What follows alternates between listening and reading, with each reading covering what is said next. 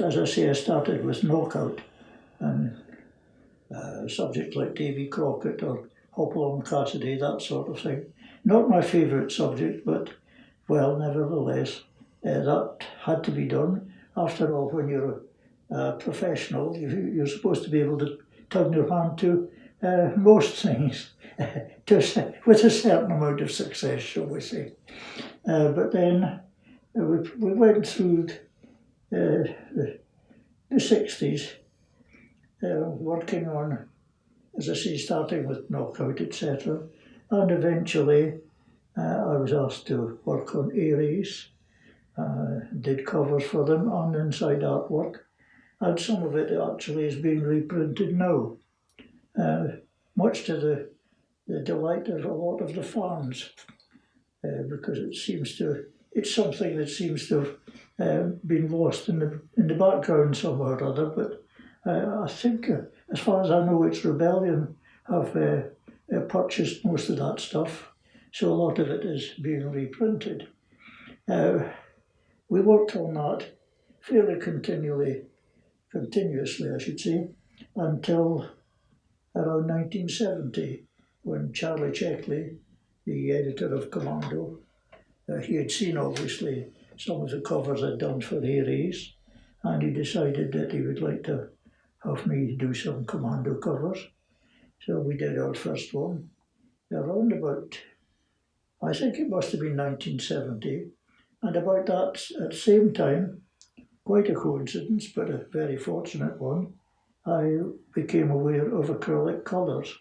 They were just coming on the market about that time, and I found that they did cause a lot of trouble at times, but if you persevered, you got some wonderful results. And over the years, I've used them now more or less continually for my colour work, ending up more or less using them like watercolours. I do a black and white sketch, a black and white, just a bit like a children's colouring book, and then I colour it in just like the colouring book, by numbers, so to speak. And I find, even after all these years, I'm still finding ways of little bits and pieces with acrylic colours. I'm continually experimenting with them. Here we actually see my very first cover for Commando, and the use of acrylics, and I'm using them in a much more thick oil impasto manner. I think that's the correct term, which was very, very effective, but rather slow and time-consuming. But I didn't really notice at that time. But as time went on, I suddenly realised that it was a rather time-consuming business. So I started, as I say, to use them more in a watercolour technique. And I find that I can get some wonderful effects.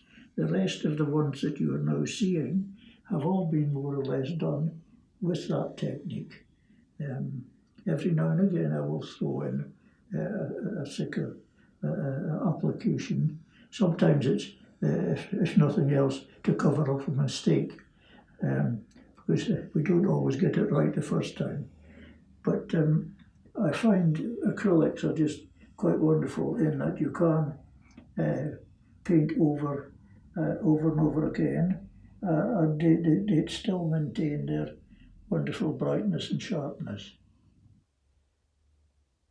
Here again you see I'm using the watercolour technique, but initially it was a black and white drawing, a black and white sketch of these figures with the black ink castle in the background. These were drawn in ink and then painted in.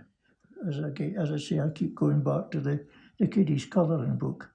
But one of the beauties of the acrylic colours is that what I do is I start off with a very faint wash, as close as I want to the finished strengths. But if I don't get the strengths or the actual temperature of the colour, I could then go over it again and again if necessary, without losing the clarity and the freshness. Whereas if you try that with watercolours, all that happens is they just get muddier and muddier. Acrylics, you don't have that problem. Here we probably have as good an example as any of using the acrylic colours in a watercolour manner. I started off with a black and white sketch. You probably won't see it, but there are, here and there, you will still see a vestige of my ink work, my ink lines, outlines. But most of the time, once I've got to the stage of colouring, I do it in such a way that I can get rid of the construction, the ink lines, which are the construction of the picture. So we end up with a picture that looks as though it is has been painted right from the start, instead of being a black and white sketch coloured in. Yes, this one is definitely a perfect example of my black and white sketch and then colouring up. As you can see in the background here in the explosion, you can actually see my pen and ink work, which I've left deliberately because I wanted to give the slightly dated feel of an old sepia print, an old etching. As for the colour itself, using the colour, I probably started off over the whole area with it not much stronger than that. Then what I did was I just gradually introduced a little, once that had dried, with the aid of the hairdryer, I put in a little more just to darken it, get a nice grading there, and then coming to the foreground, or the midground I should say, darker, and then a little more here, and darker still. We're now talking about possibly 2 or 3 applications of the colour in order to get the depth I want. And then right to the very bottom, there could well have been 3 or 4 applications of this colour to get that. What we do is we do a rough, as you can see in my sketch pad, a rough usually done between 2 and 3 in the morning, because I'm not a good sleeper, and in many cases my best ideas come around that time. So I keep a sketch pad and a pencil by the bedside, and quite often this one was done during the night. It's apparently coming up to the anniversary of the Coventry Blitz, and we're showing something on Commando to commemorate that anniversary. So we have the rough here, and we're now coming over to my pencil sketch, a finished pencil sketch, the actual size of the Commando cover.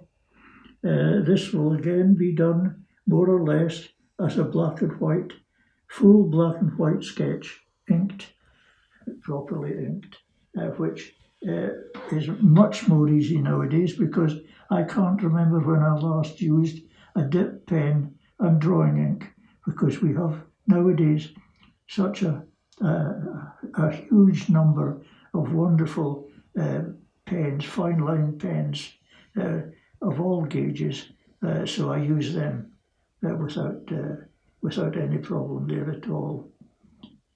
Then once its sketch is done, we ink it in, and then of course it's coloured in the same way.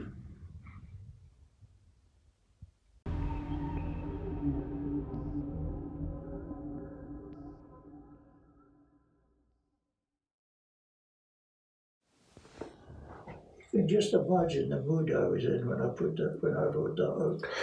Every stroke of the pen shows it.